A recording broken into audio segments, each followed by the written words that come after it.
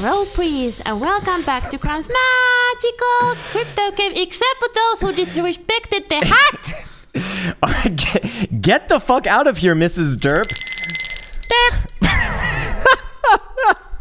Well, welcome back to Krown's Crypto Cave. Wish you a happy, healthy start to this lovely little Friday. Get your fucking bull flags out, my friends. We are gay for TA today, and Bitcoin is looking actually for a move. No clickbait title actually involved today. There actually is a move very likely on the horizon. Probably today, maybe tomorrow. However, seeing as it is going to be a weekend, I imagine very likely around US market open today, which we got another, 6 to 8 hours to prepare for. Maybe a little bit longer than that, as my time zones are certainly off. But, of course, before we get into it, as always, wish you the best. And let's get into the Krown Chain application right now, which can be found at app.krown.net. Actually, no, that's what I wanted to talk about. Before we even do that, I need to address something. I absolutely need to address this. It is of the utmost critical importance right now. Now, I'm sure that probably 99% of people in this community already know this, but there seems to be a lot of maybe misunderstandings with what a bull trap or a bear trap means. A bear trap traps bears. That's the easy way to remember it. And a bull trap traps bulls. You trap bears on a fake not necessarily fake, but a downside move that essentially recovers, and you trap bulls on an upside move that essentially is a fake out. That's how they work. That is the definitions. And now you can go forwards in life and spread the word of the bull trap and bear trap. Hopefully we're good on that one. Anyways, with that said, let's now focus on the Krown Chain application, which can be found at app.krown.net, and I can't even speak. And it is also available for your mobile devices as well. It's 100% free too, which you should probably know. And there's no Bitcoin chart right here. What the fuck? The price is so crazy right now. It's just off the charts. We can't even see what's going on right now. Where is it? Actually, we can see it down here.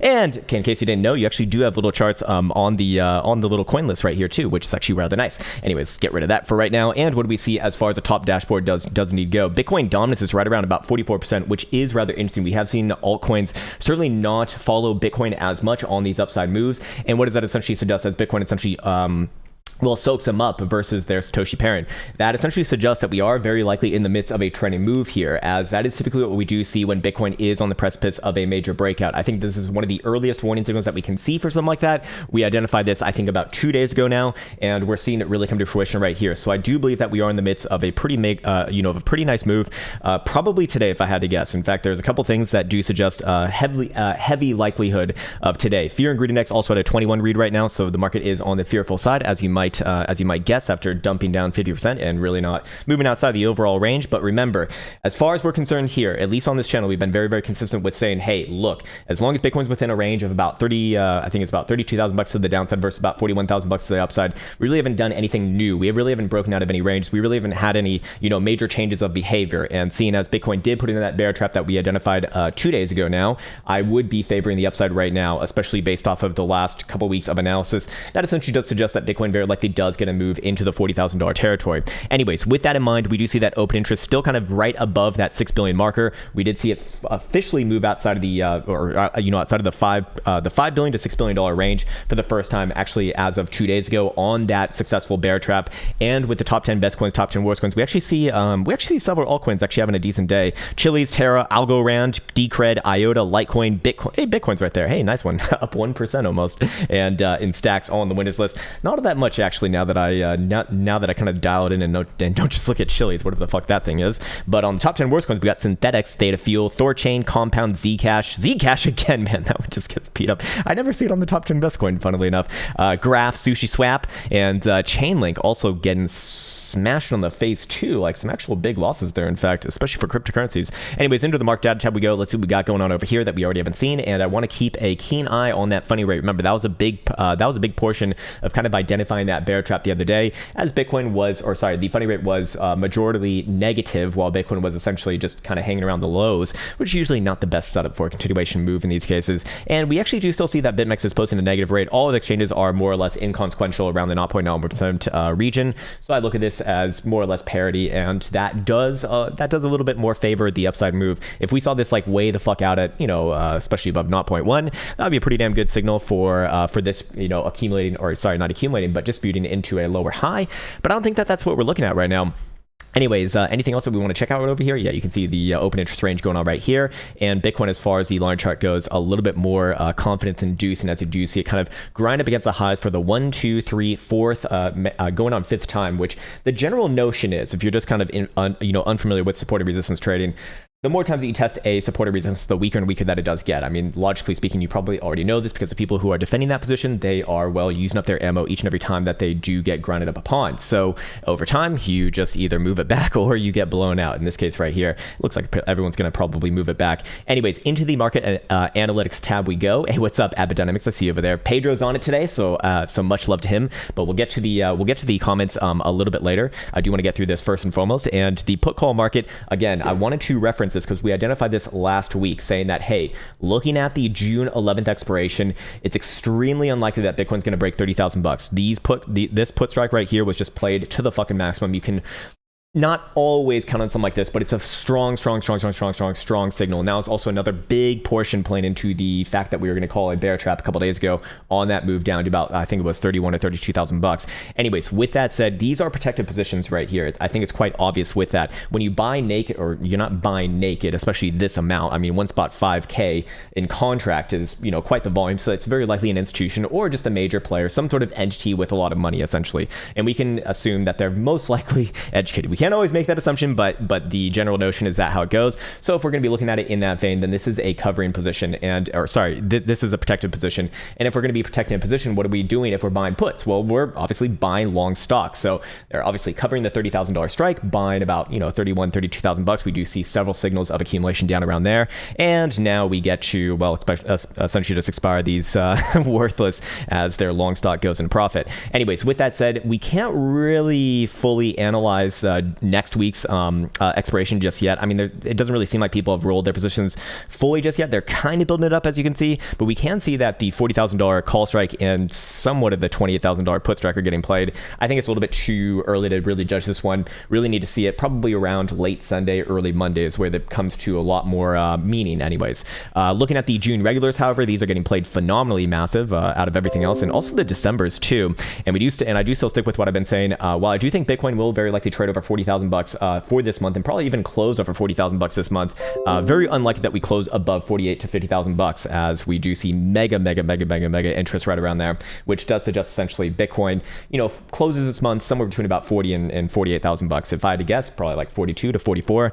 And if that is going to be the call, then remember, going back to our last couple weeks of analysis, there are all several things that do actually suggest that we potentially could get a bull trap within that region, which we'll be discussing today as well. Anyways, before that, I want to do something a little bit more fun today. I want to give a major shout out to one of our Discord members, Mr. Paranoid, actually a good friend. And what he actually did, what he showed me, is he showed me this time fib over here. Now I want to show you this alongside a couple other things, but basically what he did is he fit a time fib right here from basically the macro breakout from about October 2020 on the break of the long-term macro structure this is, and fitted it into the February highs right here. And as you can see, it actually is lining up with pretty much all of these pivots on price action, in fact. Now, again, is this like my main, portion of edge? Absolutely not. But I do think it's rather interesting nonetheless. And we do see that it does line up incredibly well. And what do you know? We are actually on the precipice of another one of these pivots coming into the next day or two. So this is why I do think that Bitcoin is setting up for a move right here. And I do essentially favor the upside, at least for right now. If we look at momentum oscillators, which I added a few onto this chart, we do see daily TSIs obviously staying up, which is more or less fine and will remain to the upside as long as we're above about 35,000 bucks. And then on top of that, we do see that the daily jewel is actually giving a little bit of a soft signal right here. Now, this is not like the perfect signal of all time that, leads on to riches for, for life. But at the end of the day, I do suspect that the signal does have a little bit of merit on it, at least for the short and medium term. And with volatility being, somewhat on the lower side right here, I'd like to see it a little bit lower. I would be looking at this as likely to align for a move probably within the next 48, maybe as much as 72 hours. But I do think that, seeing as it is going to be a weekend coming up, it's very, very likely that today, Friday, is going to be the move. If not, then probably Monday. And I imagine if we go over here to CME, I'm curious if it's about the same thing. It is about the same thing, actually. So we'll just go back on over here to the same chart. And lower term timeframes are obviously showing a bit of a different picture, obviously. We do see 3-hour, BBWP extremely fucking low. Bi-hourly, same shit. And hourly is actually already turning up a little bit. So we are very likely looking at a move in the interim right here, which I do quite like, and looking at short-term timeframes, I mean, it is favoring the upside, to be fair, right now. Anyways, on top of that, what else I want to show you, which I almost feel a little bit bad about. Actually, let me go back to this chart right here. That's the one with it. There we go. And these time fibs, I can't believe I'm fucking doing this again. But you know what? Let's have a little bit of fun today, man. Again, look, is this my main source of edge? Absolutely fucking not, man. When I'm actually trading myself, I use like no more than 3 indicators, sometimes even just 1. It's quite simple stuff. So this is more just for fun on bullshit YouTube. But hey, a few other things do line up with this area right now. Perhaps let's consult the witches of the world. Let's consult with the witches of the world and see what the old moons have to say about this one. And what do you fucking know? What do you fucking know, man? It seems to me like these moon phases are actually lining up with these pivots, at least somewhat well, especially for like the last 1, 2, 3 right there. And guess what? We're going to be printing another one relatively soon. However, problem is here is, at least if you want to be bullish, is that all of these pivots, this one right here, this one right here, this one right here, this one right here, and presumably this one right here, have all been to the downside. So 4 out of 4 for that, especially, actually we don't have a time for this one over here as well, but I do think it's rather interesting. Anyways, again, this is not like stuff that I would take a whole humongous focus on. This is just more fun stuff to be looking at in conjunction with what we're going to be speaking about in more subdued tones soon enough. But I also want to give another big shout out to Mr. Cole Garner on Twitter. He has gone over this and actually charted out the long short ratio on Binance. And he actually has shown some pretty damn good results with this, showing that it actually has been a pretty damn good bottoming signal. And what do you know? We are printing the first we are printing that same signal for the first time in about 6 months, it looks like, actually today, which is rather interesting. So major shout out to Mr. Cole Garner. Definitely follow him on Twitter. He has some really good information over there. So a lot of people have been asking me recently, like, who are people to follow on Twitter? Look, this would be one of them, I suppose. There's a lot of good people over there. I'm not like I'm certainly not the most active myself, but I do read it from time to time. I basically waste my time there, and sometimes I regret it, sometimes I don't. But at the end of the day, man, it's all fun. Anyway, so with that said, let's go back on over here to our regular charts. And what did we see from yesterday? Okay, so yesterday, what did we say as far as the short-term timeframes go? As long as Bitcoin holds about $36,000, I am more or less looking for a bullish resolution of this range, and very likely a potential trap somewhere in the mid, maybe even deep $40,000 territory right here. Looking at the short-term timeframes right now, we have tested this 1, 2, 3 times. This is looking pretty damn good to me, with 1, 2, 3, 4, actually 5 was accumulated within this low $36,000 region right here. I'd feel quite comfortable saying, as long as Bitcoin remains above there, I am looking for a bullish resolution of this. I am looking for Bitcoin to trade back up north of $40,000, and I'd be looking for that relatively soon, to be quite honest with you as well. That also does imply on the other side, there is a pretty damn easy trade to the downside. Look, if Bitcoin does roll over from here and confirm this is a local high, we have 1, 2, 3, 4 highs. I'd be looking for another retest of the lows, and probably that would be the actual breakdown. So for right now, it does favor the bulls, obviously, and you can use yesterday's low as a continuation point, at least in my opinion. I do think it would be relevant to be a little more aggressive in the stature, and that would be 35,824.69. As long as we're above there, I do look at this as more or less likely to trade to the upside. We see all momentum oscillators essentially pointing northwards right now. We see daily TSI, which we already kind of focused on, pointed up nice and north. We see the same thing over here for daily Stokes, also pointed up nice and north as well, confirmed as of last night's closure. 12 hours going to be the same thing as well, I imagine. And then the hourly and bi-hourly and 3 hour are all looking like they want to change around relative, or it's at least it's within striking distance right now. So I do look at this as more or less a bullish set on the short-term timeframes. Higher-term timeframes are starting to take over right now. Speaking of higher-term timeframes, we do have the 2 and 3 day closing tonight at 8 p.m. Eastern time, and this is actually rather important right now, as it is rather compelling. We do see the buy daily looking like it wants to, well, officially cross the upside for the first time in a while now, especially from a very low venue like this, and it will inevitably happen with any sort of a closure above 33,850, and the 3 day is doing about the same thing, but a little bit higher, to be fair. But we are about $300 below that resolution, or sorry, about $400 below that resolution point right now at 37,500. Any sort of a closure above there, and then yes, we will see pretty much all higher term time frame momentum oscillators turn to the upside, barring the weekly and above, to be fair. So I do think that Bitcoin has a chance here. I do think that Bitcoin likely gets, at the very least, a bounce into the mid to low $40,000 territory, potential to test maybe even to the deep $40,000 territory. But I do want to harken back to what we've been looking back at on the last 2 weeks here. While we did get the while we did get the bear trap, now I'm fucking doing it too. While we did get the bear trap incredibly well right here, And I want to give a massive shout out to anyone who traded that well, because this is difficult to do. This is if you can do this in trading, you're probably gonna have a pretty damn good future. It's not easy to do, and they're called traps for a reason. Like you're supposed to get into them. But looking at this right here, I do look at the daily, or sorry, what was I gonna go over?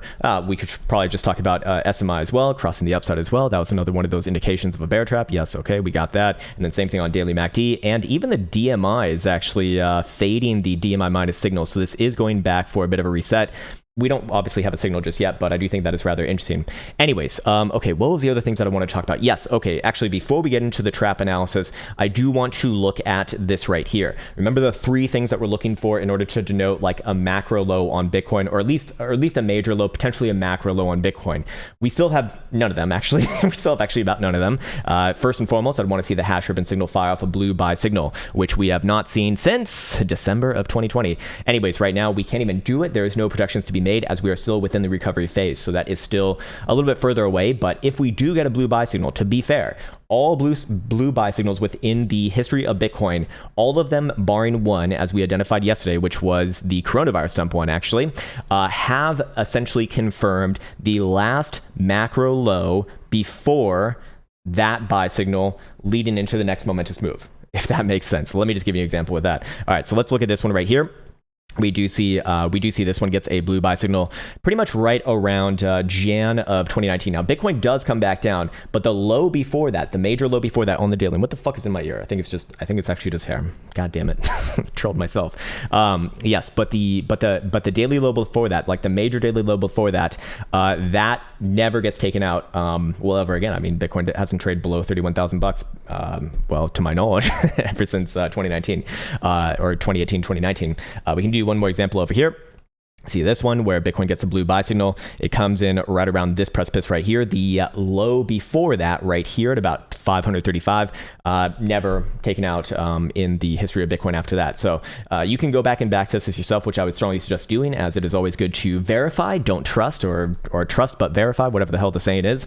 But ultimately, if we do get a blue buy signal, I would be looking at that as a strong indication that we could be looking at a macro low right here. And at that point, any sort of a potential trap in the mid $40,000 territory very likely does not create new lows. Perhaps Bitcoin comes back down and trades around the lows, as we have seen in the past as well. But I would certainly not be expecting a new lows. Again, I mean, that's like a 92 to 93% strike rate, historically speaking.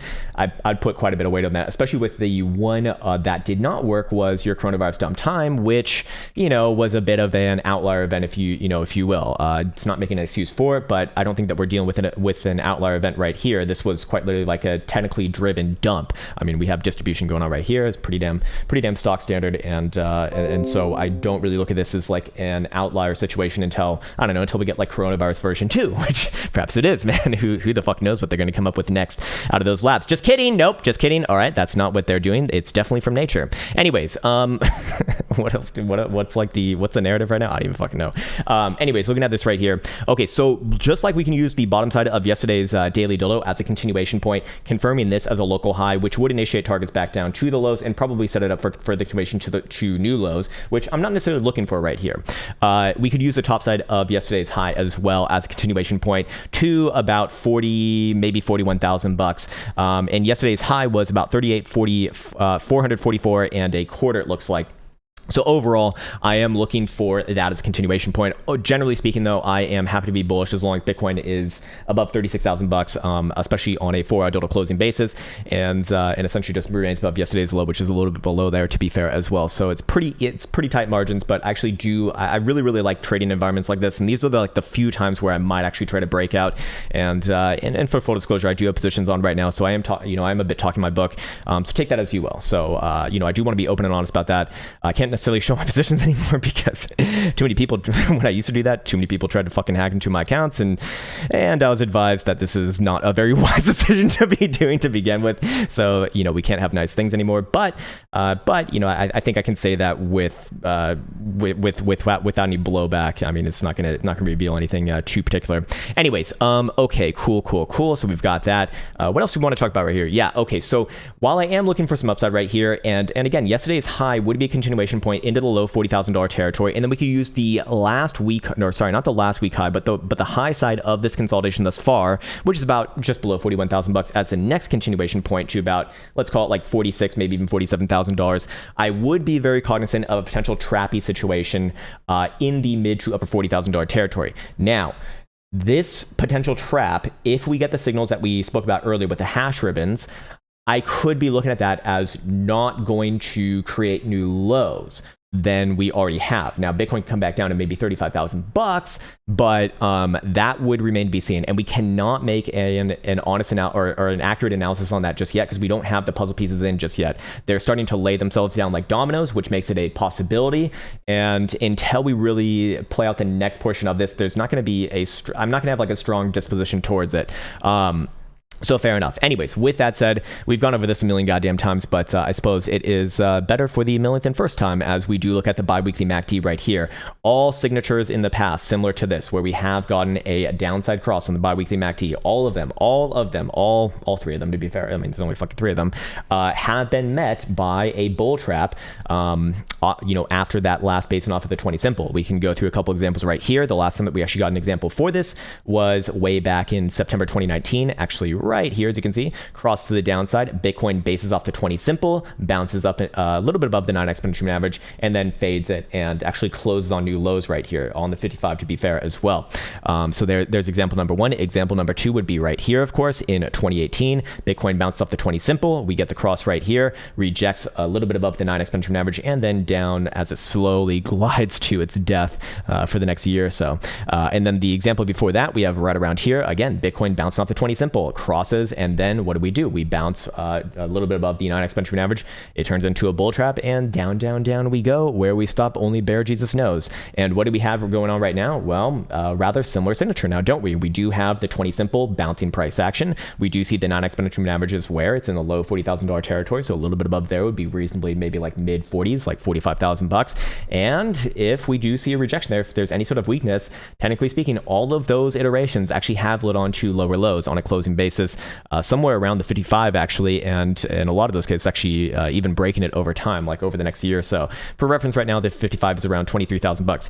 I would not be looking for that to happen though. I do favor the three signatures that we spoke about earlier with the hash ribbons with a higher low, which we do not have right now. We do not have a higher low on price action on the daily, that is, and also BBWP getting down into that very, very, very, very, very low percentile after fulfilling all of the other metrics that we were looking for, which it actually has done, to be fair. So we do have almost the whole BBWP signature that we're looking for, but I still want to see this come down all the way here, similar to what we saw back around, well, coronavirus dump time. We see it get to 100 percentile, very similar to what we've done thus far. And then as soon as it trends all the way down to your, actually in this case, it got all the way down to almost 0 percentile, I believe. That's when Bitcoin really did start to buck the long-term trend. And we did see, well, the rest is history, essentially. I mean, that was a phenomenal, phenomenal hindsight buy point, of course. Anyways, with all of that said, I do like what Bitcoin's doing here short term. And then of course we do have the other sort of thing to be aware of. Oh, also I forgot about this. Yeah, we did, I guess we spoke about this yesterday. Bitcoin did confirm regular bullish evidence on the daily. I think also the 2-day as well. And perhaps even the 3-day. No, it did not on the 3-day, but the 2-day technically would have a target right around about 42,000 bucks, to be fair. Now that is a little bit of a weaker signature right there, all things considered, but I think worth calling out, especially with 2-day TSI looking to turn up alongside 2-day Stokes as we looked at earlier. So all these things working in conjunction with each other, momentum, trend, and then of course market structure. And I do favor the upside here. The question is, do we get a bull trap in the mid or upper $40,000 territory, of which we can also kind of look at this as well here as another indication of potential bull trap, of which let me take off these babies right now, and we just want to be looking at the cyan 89 exponential moving average, this guy right here, the yellow 21 exponential moving average, and the red 10 simple moving average, and all of these having a very specific interplay with each other right now. Just kind of memorize what this looks like, and I want to show you the last few times that we have seen something like this, and I think it kind of speaks for itself. Once again, I do want to represent both sides equally and honestly here. Again, we are traders here, and the possibilities for both sides are, there are a lot of things pointed in both ways, to be fair. So I do think that it warrants a strong consideration if you are a trader. And in this case right here, where was the last time we had a signature like this? Well, Bitcoin bounced off the 89 exponential moving average, actually very, very similar in this case right here after a after a mega consolidation breaking down about 30, or actually from prior highs at about $14,000, 14,000 bucks, actually about 45% down. In fact, rather similar to what we've done right around here, a little bit more to be fair, but about 48 percent. Anyways, Bitcoin bounced off the 89. We see the cross right here. The price action rallies into the cross, as you typically do see, rejects, trades down, and closes on new lows in this case as well. Guess where the cross is? 45,000 bucks. Rather interesting. Now, of course, there is one iteration where this did not hold true. We do see it on this one right here in, of course, coronavirus dump times, where Bitcoin dumped all the way through. Boom, we get the cross right here. In this case, though, we do not have the exact same setup. Bitcoin did not base on the 89 exponential average. It actually dumped like way fucking far below, obviously, but more importantly, we did see it essentially rally back into that cross anyways. So I would say that we have a 100% hit rate of rallying back into that cross after the cross happening.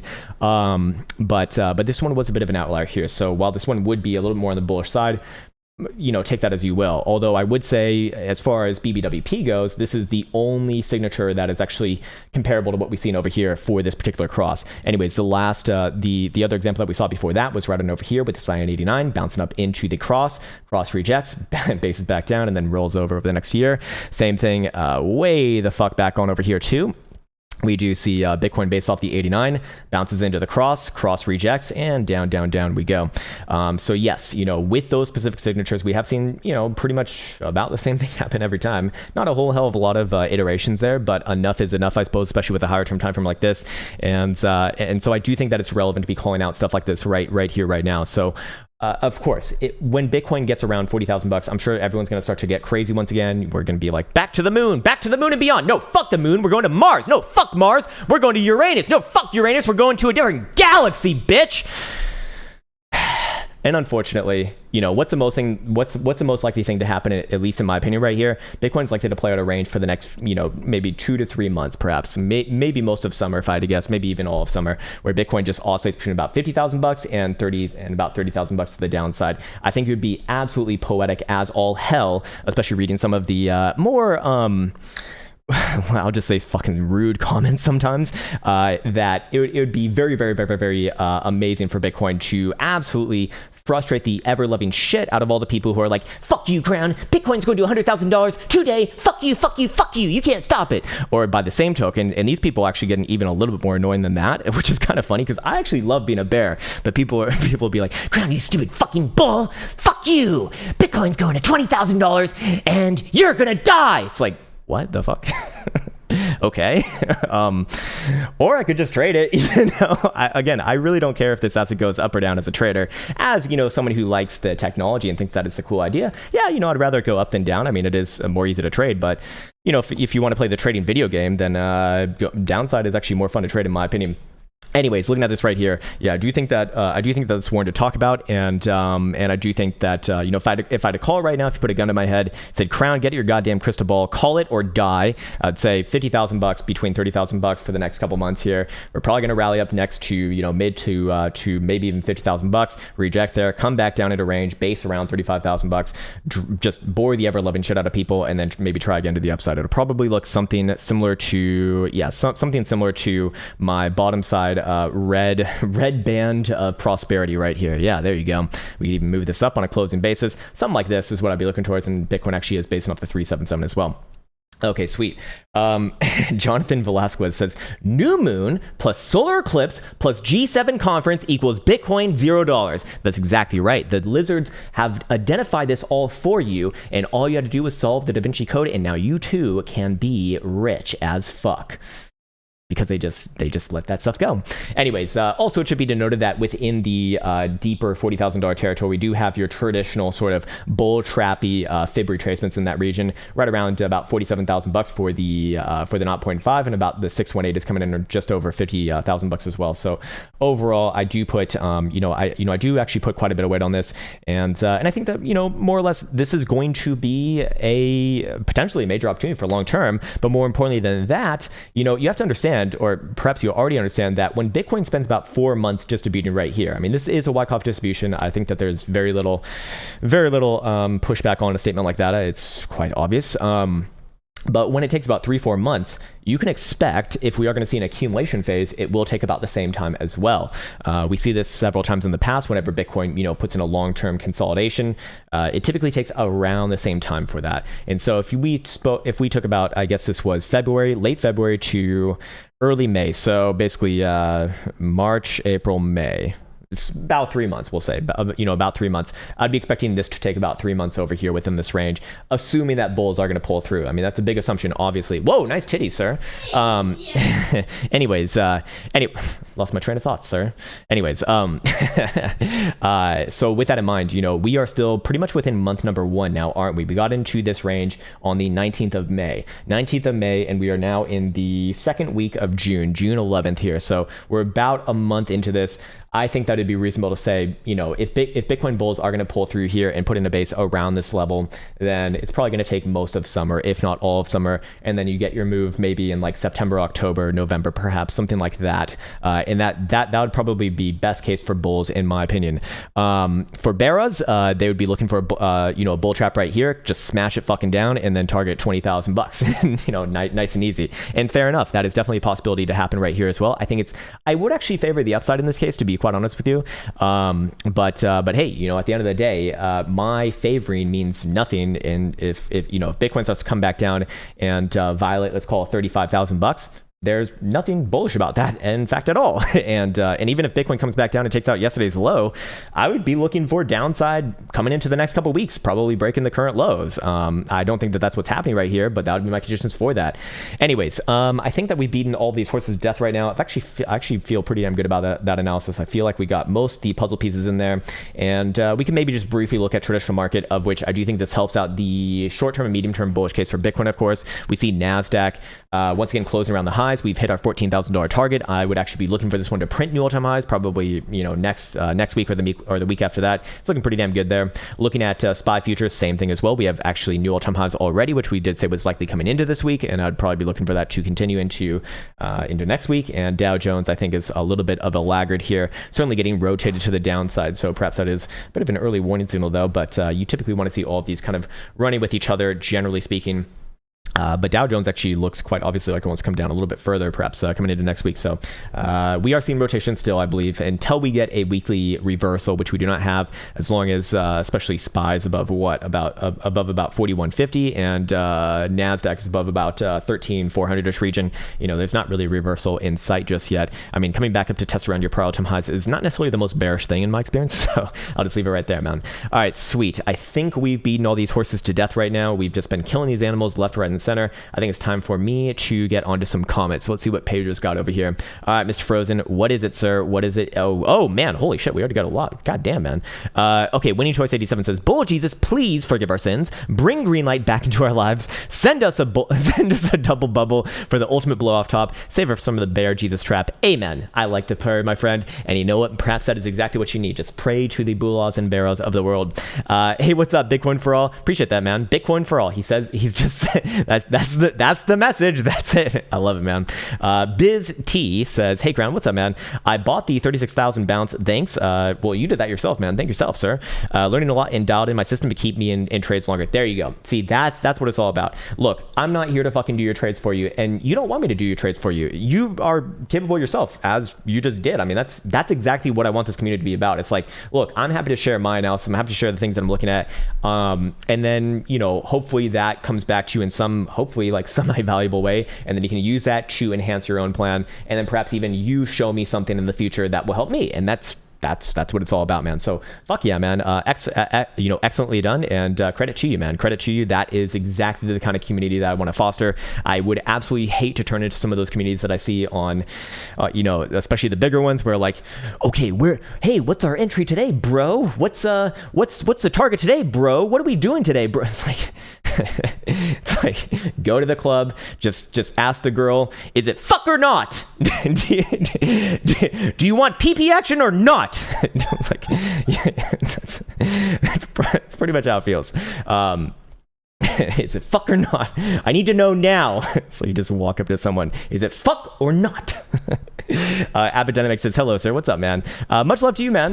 Nice positive message, and happy Friday, sir. Happy Friday indeed. Sam Sam says Bitcoin weekly TD9 plus Stokes ready to turn up, baby. I'm really not a humongous fan of the TD sequential. I think that there's various I think that there's so many instances of it's just not getting things right, and but it fits my bias, so I'm in. I like it. But yeah, Stokes ready to turn up. Not on the weekly, however. On all other higher term timeframes, yes, but not on the weekly. No. Weekly would need quite a bit of work. Actually, let's see what it's got over here. The magical number on the weekly would be 57,500. However, it is coming back down to the... Ooh, hold on. There actually is something rather interesting here. Actually, it's right around the edge of the bearish control zone, and we are hitting the same levels from February 2019 on the last macro low, I believe. We see October 2019 and then December 2019 right here. Very interesting, actually. Very, very interesting, in fact. So perhaps something to that, but... wouldn't be my main look on this price action right now. Hey, what's up, Scott Carney? SNDL bottom in. Scott. Sendal grows. All right. Is the bottom in? I think that you're probably going to retest maybe around the bottom, but I do like the chart at least for the daily right here. Look, long term, man, I just don't understand why you would be obsessed with anything that looks like this, where it just goes. Look, you don't have to buy a shitcoin chart like this. There are charts that literally only go up, and you can get into those. And honestly, I know that like the general sort of intuitive thought is like, wait, bro, it's low. We should go up now. And maybe you just like this stock, and fair enough. Like that's a different thing. I'm not talking about that. Maybe you know the fundamentals of it. I do not. But as far as charts go, I hate charts like this, man. They're just so fucking awful to look at. But short term, do you come back down and test around like 80 cents or so? Probably yes. But do I think that you break it? Probably not. No, I do think that it will caress the lows and then try again to the upside. Maybe over the next like few months, probably back up to like $2. But again, man, you don't have like. I don't get the obsession with looking for like the shittiest chart to trade and then going into it and like hoping and praying for a bottom. Look, man, you could trade in Microsoft. Microsoft just goes up. Oh, what do you know? Keeps on going up. Bottom's been in for about 20-30 years, in fact. Seems pretty good to me, man. But again, that is of course up to you. I'm not here to be your dad, but perhaps something to consider. Go like I says, hey bro, according to the signature on the 22nd October 2019, today should be a bull trap. Could you double check? I mean, we already went over that, and we've been going over that for the last couple weeks here, and this sort of signature has put in a bull trap several times after a bit of a rally into this region right here. Typically speaking. Jonathan Velasquez says, oh no, we already got that one. The lizards are at it again. Mario Mars says, Krown, does it make sense for Bitcoin to top as rounded rather than blow off? Does it make sense? Of course it does. I mean, you can get rounded tops, you can get blow off tops. It doesn't make sense. It doesn't matter what makes sense. It's what happens. I mean, what do we have right here? We do have a rounded top. You do see rounded tops in markets. You do see blow off tops in markets. Depends how the mania is. Bitcoin was pretty mania, so it is a little bit strange to see it not blow off. Not like truly blow off in this case, but it depends what time frame you look at, right? If you look at a weekly, maybe not so much. If you look at a monthly perspective, right? This is a fucking blow off right here. So and it looks even more blow off like this, right? Is this a blow off? I would say so. Yes. It just depends what time frame you go on, and you'll typically see that like a blow off top on a daily is not going to look that way on an hourly, for example. So it's it's always related to each other, and so it doesn't make sense to answer the question. It doesn't matter if it makes sense or not. It is what it is, and we can fit the data to our dispositions anyway. So you have to trade the chart that's in front of you, man. Also CAT weekly, sure. All right, symbol CAT. Caterpillar, yeah, these guys probably not doing too well, actually. Looking at this, I'd be looking for a bounce right around about 220ish region, but this one actually does look quite toppy to me. Again, I would be looking for a big bounce here, maybe even bounces all the way back to like 230, 235 region. Turn off the fucking kitchen, sir. Bearish divergence on the high as well, but first move bounce, and then if this one wants to keel on over, it does look pretty shitty here, to be fair. At least on the monthly, I wouldn't be surprised to see this thing trade back down below like $200 over the next year or so. But for now, bounce first, then peter out a little bit. If you see any weakness around 235 especially, that would be the signal, sir. Michael Crook says, can you check out SM stock 1 and 4 in daily? Okay, SM, what is this? SMNG company. Nice name. Okay, so you said 1-4 in daily. That's quite the spread there.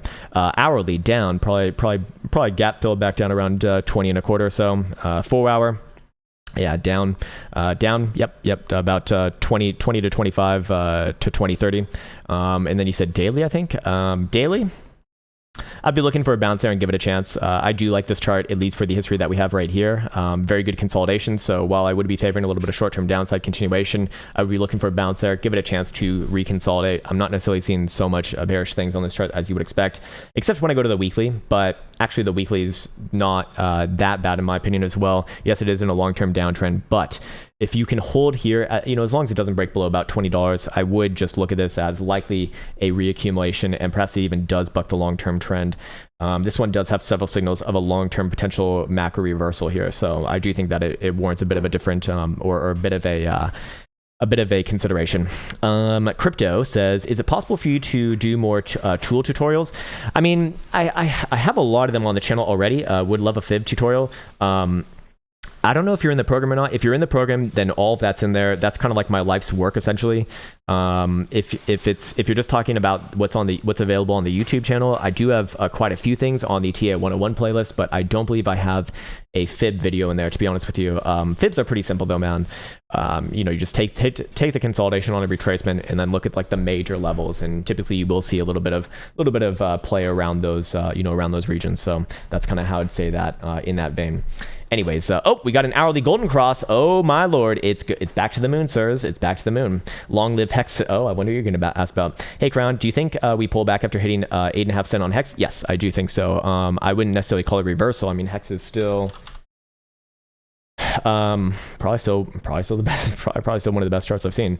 Oh yeah, we're actually still making our way there. Yeah, it probably does pull back a little bit, maybe back down to like 7 cent or so, but I wouldn't call it reversal on that. I mean, this is, despite anyone's thoughts on this, on the asset, this is the best chart in cryptocurrency that I'm aware of. I think there's maybe one other one that's actually making new all-time highs as well, but anything that's been making new all-time highs, especially in the last month, is rather impressive, regardless of what of what it is. So this one deserves a lot of credit, and this there's nothing bearish about this chart, man. It's a really, really good chart. So yeah, it probably does pull back from 8.5 cent, but that, at least on first pass, I'd have the what's it called, the general notion that it's probably going to reaccumulate first. I mean, that's a pretty damn strong chart for what we can see.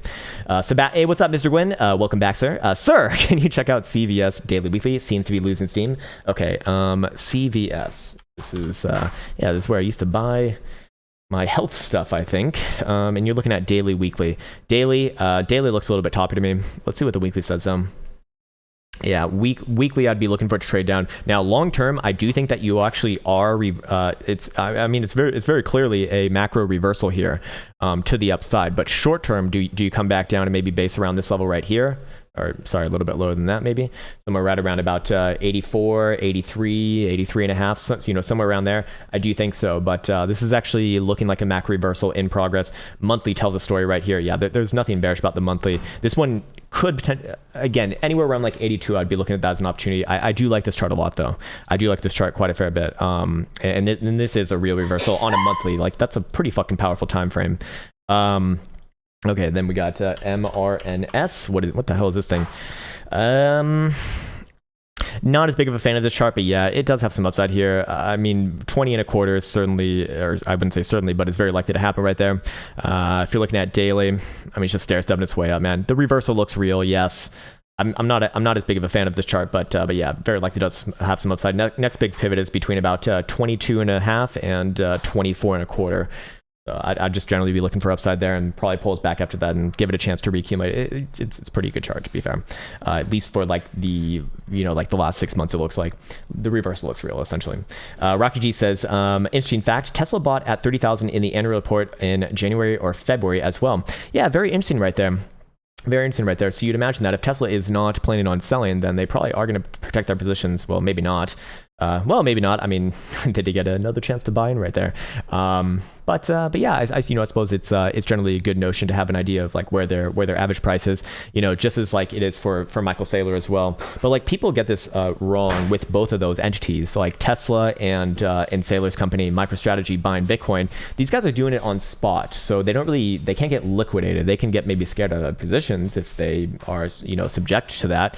But Michael Saylor, for example, who even took on debt, I believe, in those convertible loans or convertible notes to buy more Bitcoin. I mean, he gave himself quite a time horizon, and he didn't do that on. He took the debt on leverage, but he didn't put the position on leverage. So you can't actually shake him out on spot versus Bitcoin. He will have some pain points, I think, like I mean, probably like a lot lower. I'd imagine like maybe around $15,000 if I had to guess. But he has what, like a 5 to 6 year time horizon in order to essentially just come out on top, plus the interest rate on those on those notes.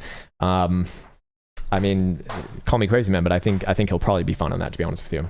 The biggest concern there would be like maybe getting voted out, of the board of directors or something. He could be voted out by the shareholders. I don't think it's very likely, to be honest with you. The reason why I say that is because, or it's not that it's not very likely. It's just that that wouldn't happen in like one fell swoop, from what I understand. If that was going to happen, you'd have like a, maybe like a half a year or at least like a quarterly warning before that becomes like a legitimate concern for, for someone like him. Hey, what's up, Josh? I'm out of alts and low time frame trading. It's draining. It's a video game. It's a full-time job, sir. I'm sticking with Bitcoin at the 12-hour at the lowest using Joule, CT, RSI, and DMI. Yeah, man, and that's a fair setup. I mean, if you're going to use the Joule and the RSI and the DMI, you could probably actually drop either the RSI or the DMI, because the RSI and the DMI are going to tell you very similar things. Now, I used to say that I'd favor the DMI over the RSI because you could technically tell more things about price action. But now that I have caretaker RSI, no, I'd actually take back that statement. I'd say caretaker RSI is going to tell you more, just because of all these like phantom divs that I don't know how he's I don't know how that well, it's not that I don't know how it works. Obviously, it's like a programming thing, but I just don't have an explanation for why it works, which is rather bizarre. I mean, you could maybe say that's like momentum of momentum, which would be, I suppose, acceleration, but yeah, whatever. It's a long way of saying I think that there's now more information included in the RSI than the DMI with this function specifically on it. At least for my purposes. So yeah, if the DMI and the RSI are going to be telling you like very similar information, but I'd probably simplify and go with even lower. And yeah, 12-hour time frame is like pretty damn good for keeping your life in order. Like when Bitcoin was basically just going moon mode for the last 6-7 months, I was mostly on a 12-hour and a daily, and it's just like, yeah, you get maybe a couple signals a week, if that, or maybe for a couple weeks, but they're usually pretty damn powerful, and it does justify the waiting in my experience, and it allows you to do other things too, which is cool.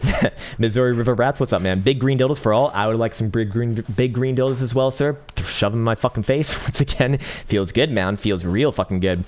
Bitcoin for all says, hey sir, take a look at stock Paya, short term and long term. Okay, let's see. Paya, Paya, hold Paya, bad. I want you to fucking picture a sheep right now going bad.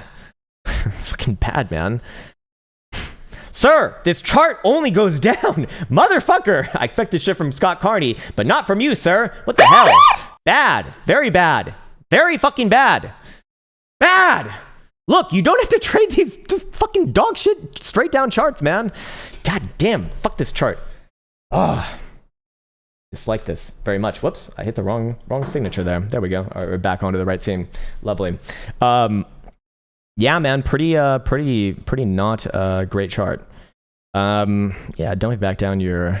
Yeah, giving up your whole rally is quite bullish. That's good. Short term, are you going to see some bounces within here? Look, here's where I'd switch around my opinion on this one, man. I don't want to look at a 4 hour for something like this because, well, if anything, it's downside actually. $10 would be the next target. But if we're looking at a daily right here, there's nothing good at all going on with this chart as long as you're below this point right here. Nothing, like not even a little bit. 11 and 75. This all just looks like bearish resets to me right now. Now above this level right here, yeah, you can probably join the rest of the market going straight to the moon. But the fact is that this thing, whilst most of the traditional markets is going straight up, is not. I take that as like a very bad signal long term. So it depends what time frame you're on, obviously, but Look, as long as you're below that pivot right there, I stay away from shit like that. Dan Dea says, in case of a prolonged bear trend, can you check out how gold will perform through PAXG token? Okay, I'm not familiar with this thing actually. Okay, so there's like a gold. Okay, let me see exactly what we're looking at here. Okay, you're looking at PAXG versus USDC. Why not just look at gold spot? Why not just look at gold spot? Do we have to look at USDC as well? Could we just look at USD? I feel like that would be more relevant. Okay, so the question is, okay, let me read through this. In case of a prolonged bear trend, can you check how gold will perform through PAXG token? PAXG USDC pairing, please. Binance, thanks, Krown. Okay. Okay, so if Bitcoin's going to go into a prolonged downtrend, what would we expect for PAXG? Well, this thing looks to be inversely correlated with Bitcoin, if I had to guess. I mean, we're looking at, okay, yeah, it was going to the downside pretty much the whole time when Bitcoin was going to the upside for the most part. And then the last month or so, it's been going on a nice rally right here. So I'd imagine that if Bitcoin does play at a long-term downtrend, PAXG probably goes up. I think that they play opposite of each other right here. I mean, if we look at gold as well, gold has a significantly different chart than Bitcoin. So I don't know if this is like the best. I think, you know, if this is what I think it is, which is just like a gold derivative or some bullshit, who the fuck knows what it is, then we could just look at gold spot. And I think that the charts kind of speak for themselves right now. It seems to me that Bitcoin is not being used, currently speaking, as a hedge against the fall of the world. Yeah, these charts, yeah, those charts were pretty damn similar right there. I mean, gold's bullish right here. Gold is bullish right here. I'd be looking for it to move back up to 1915 short term, and then probably make a leg up towards 1950 over the next couple months. Yeah, this is fun. Some phantom div right there too. And the monthly is bouncing nicely off the 21 with hidden bullish evidence as well. I'd probably be looking for another retest of like $2,000, you know, sometime around the end of the quarter, this next coming quarter, that is. Okay, sweet. Super Googly says, hello, sir. What's up, man? I have zero experience in options. Can you teach me how to use option to hedge against my hodl position should Bitcoin break 30,000 to the downside? Okay, this is a very, very complicated question that deserves like 30 hours of explanation. But if you just want like the most generic fucking explanation for this, if you wanted to hedge your hodl positions, okay, so your long spot essentially, and you want to hedge essentially around $30,000, meaning that you cover your risk below $30,000, then you buy the 30,000 strike puts. Is that going to be the best way to do things? Absolutely fucking not. Is that the easiest way to answer this on a very long live stream where I don't want to spend, you know, a shit ton of time on one singular question? Yeah, but basically, yeah, you're going to be paying premium for those $30,000 strike calls. I'd imagine it's probably like, actually, I have no idea what it is right now, but you can check on probably Deribit, and that's like your real cover right there. So you take the premium, subtract that from the strike price in this case, and that's where you're actually covered. Or you could just have a stop loss in this case too. If you're just going to do like straight up naked options and not do any other like legitimate strategy with them, I would suggest maybe considering spreading them to reduce your cost, and you could still like cover maybe like 30, you know, maybe buy the 30,000, I don't know, 20,000 strike put, Jesus Christ, the 30,000 20,000 strike put, meaning that you'd buy the 30,000 and sell the $20,000 strike. But I'm not looking at the numbers right now. I actually don't go under a bit anymore. I'm not allowed there. Seeing that as I'm a damn American, and yeah.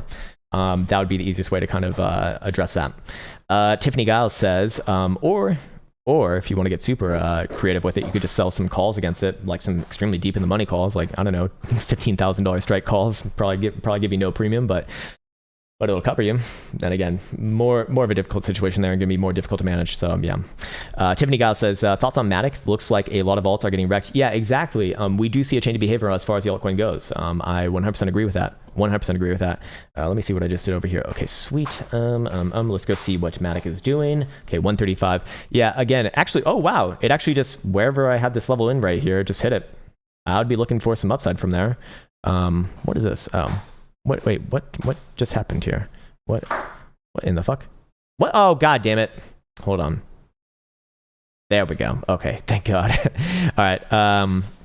Yeah, I think we said yesterday, probably bases around the 55. I'll be saying the same thing today. Probably does set it up for a bit of a bounce here. But as you can see, you know, alts are weak in comparison to Bitcoin. And that is that is typically a signature that we see when Bitcoin is doing these strong trending moves on the higher term time frame scale. So what does that essentially imply? It implies that Bitcoin is getting ready for a big move here, and you better hope that that doesn't come to the downside, because altcoins moving to the downside is not fucking healthy, generally speaking. That is. But yeah, looking at Matic right here, if you just want the 4 hour, which I believe you specifically asked for, let me just double check. Yeah, it's corrected 40% from the top. To be fair, I mean, it didn't really correct before with the rest of the market, so this is actually kind of playing catch up to the downside. It looks like Matic is not immune from the market's moves. Honestly, Matic looks like shit right here. To put it bluntly, I'd be looking for another retest of this like 127 region. Probably tries for another short anemic bounce, but look, if Bitcoin breaks down below $36,000, this thing will break down, and it will break down heftily, I imagine, down below $1. Do I think that that's what's happening here? No, I think that it probably puts in a few more wicks over here and then tries for a low and then rallies back up to the range highs. Short term, that would be like 150, and then more medium term, that'd be like 175. But it is concerning to see a lot of the better acting alts not benefiting from Bitcoin's last few days here. Hey, what's up, Legend Allies? How you doing, man? Apple open call interest at 130 indicator. It won't move. I can't see the open interest myself, so I can't comment on that directly. I don't believe I have any platforms right now that give me access to that. Should I roll my June 18 129 break even? Piece of shit doesn't move. So shitty Kathy Woods even sold it. Really, that's actually probably a good sign. Okay, so let me see what you got going on over here. All right. Okay, so there's big call interest at 130. You're looking at rolling your June 18 129. You're currently trading 126. I mean, look, it is still an uptrend, to be fair. It is a bit strange here to see that the soldiers in like Nasdaq and SPY are not following the generals right now, which is usually not a good sign either. I do think next move is to the downside. You're expiring next week, essentially. Look, you're going to fucking eat the premium over the weekend, so regardless of whether you're even right on direction here, which I think you probably will be, actually. I don't know if you're going to be right on the time frame, though. Maybe back up to like 130, 131, but next week, those are all premium. So to me, I don't like those positions, and I do think that next short-term move is probably to the downside of right around about 125 or so, 124 and a half, then tries for a bounce there and probably does bounce there. But over the weekend, you're just gonna eat the fucking theta. This is why I hate being long options in general. And then next week, I mean, you only have 5 days to expiration, so they're pretty much all premium anyways. I don't like it unless you just want to hold unless you want the long stock, but I don't know how much you paid for that. And for me, if I was trading it, no, I'd just get it at break even and say, fuck it, I'll reposition a little bit later if I see something that I like. Now, again, granted, I do think that this will actually think that this is not necessarily done to the upside just yet. But within your time frame, I wouldn't feel too confident on that, to be honest with you. Miral, hey, what's up, Miral? Can you look at symbol U? Okay, symbol U. Okay. Letter U, Unity Software. Hey, that's like a programming thing, isn't it? On daily Nasdaq stock. Okay. Weekly looks like a downtrend. Daily, same thing as well. But is this one ready to buck the trend right here? Look, you're pretty close. You're pretty damn close to actually maybe putting in the etchings of a reversal. You do have a higher low right here. That would be the first decent signal. But we need to see a higher high. Where's your last high? That's 105 3/4. As long as you're below there, technically speaking, you are still playing the downtrend. Now, I do think that there are a couple indications here that you could actually reverse the trend, but you are playing counter trend here. I mean, 4 hour looks okay for a short-term reversal, yes. If it even comes back up and tests around 105 3/4, I'd probably be looking at that as a good enough signal that it will eventually pull through. And then you can probably look at the next major targeted region somewhere right around here at about 114 1/4 or so. And perhaps long term, this starts to look a lot better. But for right now, I think that realistically, you're just going sideways for a while. Yeah, I think if this thing is going to accumulate, it probably spend some time between about 115 and about $89 for it could be months realistically. I mean, looking at the monthly right here, this thing does not have a whole hell of a lot of history, so I like to see like an actual accumulation phase before I get somewhat excited about anything that looks like that. Hey, what's up, Nate? Bitcoin gonna save the 6-month close. Also, can you check out INFN daily weekly? Sure. Let's look at the biannual close. Actually, let's go to my long-term charts over here first. Let's see, what do we have? All right, so this is a 6-month. Very rarely do I even look at something like this, but we're trending above the topside Toronto band. We've only had 1, 2, 3 iterations for that thus far, but okay, as it stands, I mean, that would be one massive shooting star dildo, to be fair, and that typically is a reversal signal. Now I'm not a humongous candlestick trader, to be fair, but technically speaking, if it does close something like this, that is what it would imply. At the same time, I mean, where would it kind of salvage that by end of month? Maybe into like the mid 40s. I think it starts to salvage it. But and I do think that we probably close this month above $40,000. But do we close it, at 45 or 50? I mean, that would be, that would be quite the thing, and that starts to look pretty damn good for the rest of the year. But again, that's a 6 month, man. It's like that's a long time to be waiting. Anyways, check out INFN daily weekly. Okay, INFN. Whoops, not how you spell that. There we go. Infinera daily weekly. All right. Daily's looking like it's actually ready here. It's actually looking like it's ready here. Well, hold on. Let's go to the weekly now.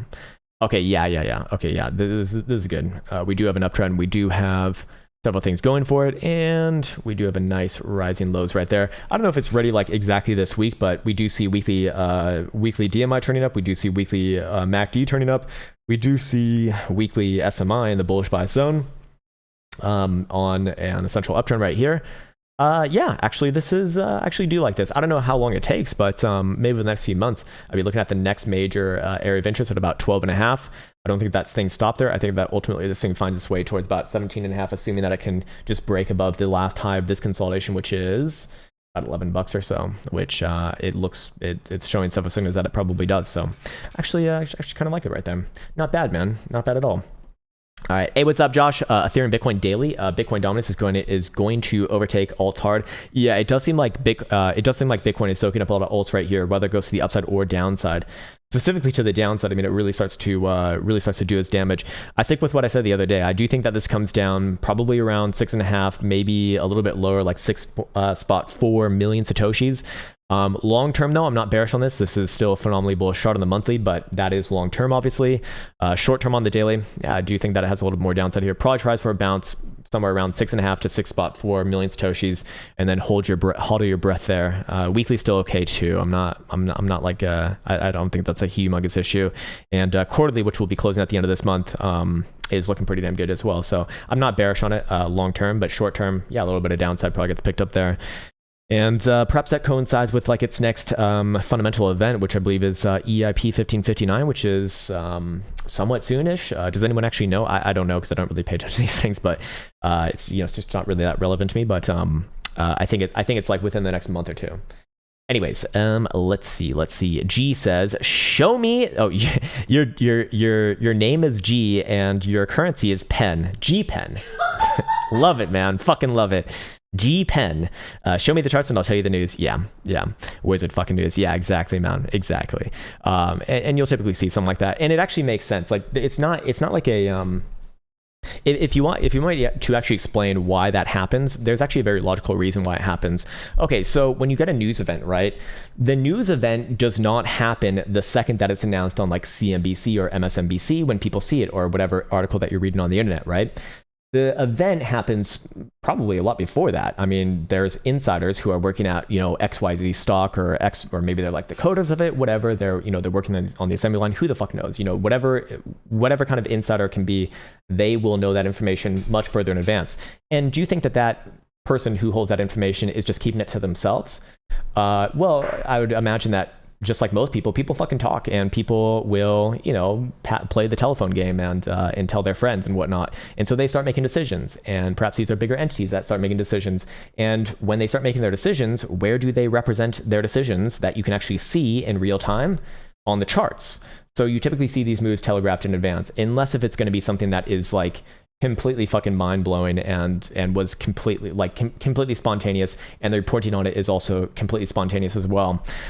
Those moves will get telegraphed in advance for the most part, and that is why when you see bad news happen over here, it's like, okay, well, we've been looking at distribution for like 3 fucking months now. It's the downside's inevitable. Just like over here, I mean, it's starting to show a little bit of signs of accumulation. Some, not a whole hell of a lot, but there is a bit of some. So yeah, that'd be the reason why, actually. AAP says ICP USD on the daily and weekly, bought 10,000 at $200. My Angus hurts. Give me hopium. All right, we got ICP. We got a highly esteemed cryptocurrency over here, and our good friend needs some hopium, and unfortunately,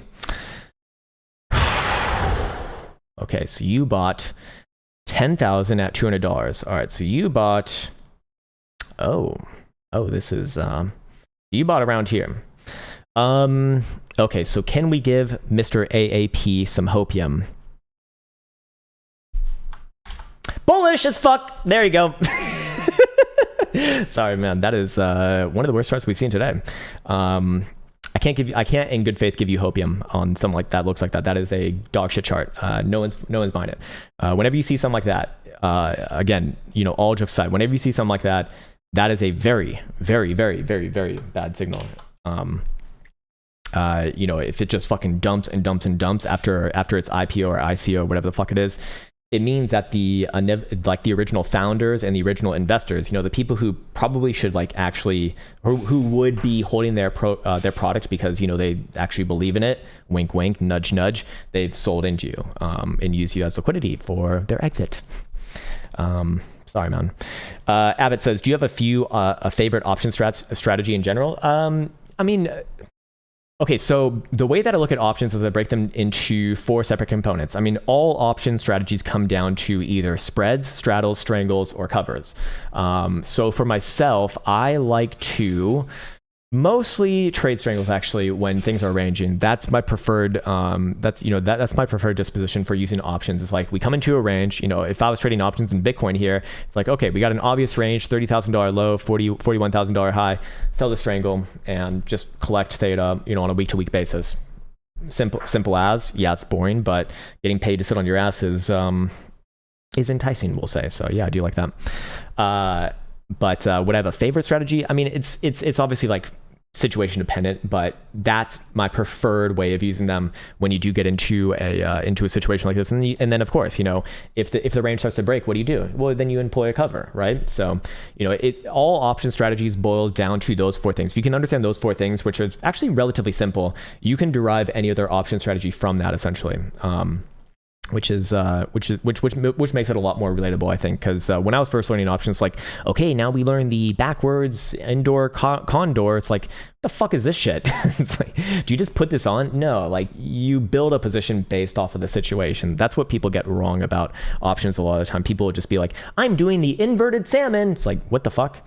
Why?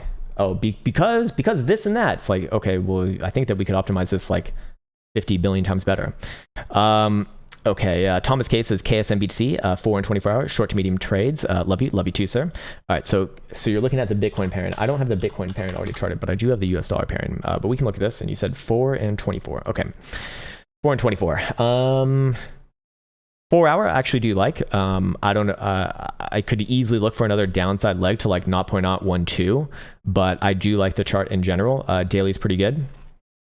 I'm sure people are going to call this a double top, but I suspect it's not going to be. In fact, I very rarely see it's things that actually top out in a double top. Weekly is obviously bullish, painfully bullish maybe, better terminology. Monthly is also fine too. So long term, I'd still remain upside angled on this one. Short and medium term, could easily look for a move back down around here. 0.01 region. If things really get crazy, I'd be looking at 95, 50-ish region right around here, but I think that this one is generally one of the better charts that we've seen versus Bitcoin, especially. Let's look at it versus US dollar. I think it's going to be easier to analyze versus US dollar here. Yeah, short term found the range highs. I would be looking for it to short term come down somewhere around like 430, 420, maybe even 440 to 430-ish region. Try for a bounce there, and then long term, I mean, there's not a whole hell of a lot of like long term to speak about, but this is still okay. Still okay. Crypto says, hey man, appreciate that. I've learned a lot from your videos. I rewatched them. That's actually really cool, man. That's awesome, man. That's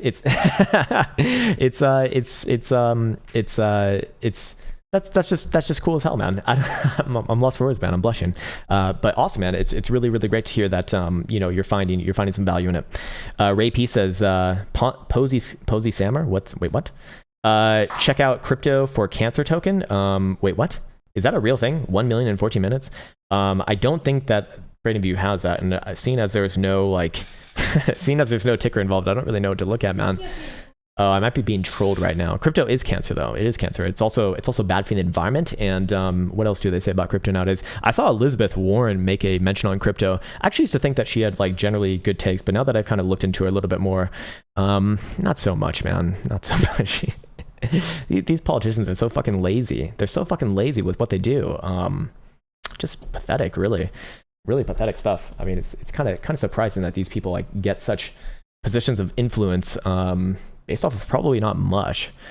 I mean, when I think back to like politics and whatnot, there's one guy from my college that I met who's now into politics, and I think he's like actually starting to rise through the ranks. And this guy is certainly not the guy that you want anywhere near making real decisions. This guy has no fucking backbone. He has no fucking, he does not have good original ideas. He is a robot, of other people's opinions. But these are the kind of people who have like the bulldoggedness to just force their way into politics. Because I mean, I think most rational people don't want anything to fucking do with it, if I had to guess. Ethereum USD says crypto grumpy. We could look at that. How deep are we into this? Oh wow, this might be a little bit of a shorter stream today. Looks like it's a slow day, man. Why is no one paying attention, guys? Today is like actually kind of an important day, I think. Short term Ethereum down. Oh yeah, this looks like absolute dog shit short term. Very bad short term. Problem is though, if Bitcoin does pull through here, do I think that Ethereum's going to break down as well? Probably not. I mean, you do have a nice natural base right around about 2430-ish region on the 12-hour daily. What do we see over here? Daily looks like it's daily does not look good. It does not look good, man. This is making me reconsider my thoughts on Bitcoin. Yeah, I mean, if Bitcoin takes out yesterday's low, this thing's going to come down hard. I mean, I wouldn't be surprised to see it back down to like 2200, maybe even more. This does not look good right here. 5-day, again, I mean, needs a bounce, man. Needs a bounce. Hourly just looks like it's rolling. I don't like it. Let's see what it looks like. Yeah, even hidden bearish evidence right there too. Maybe even short term back down to 2420. It's really going to depend on what Bitcoin does, in my opinion. Whatever Bitcoin does, Ethereum will mirror, but to a lesser extent to the upside, especially. So, this one's getting beat up to shit, which is not necessarily a great signal right now. It's up to Bitcoin. It's up to Bitcoin to save the market. Your grandpa coin is here. And hopefully, and hopefully for most of these altcoins' sakes, it doesn't actually top out and take out yesterday's low. If that happens, we're gonna see some actual nasty downside here. I mean, this would be 1, 2, 3, 4, 5 rejections. Jesus, you don't see that too often, but I still do lean towards the upside here, to be fair. But keep in mind, this is not a done deal, of course. And with the way that a lot of altcoins are looking, it does not look like they want to choose the upside.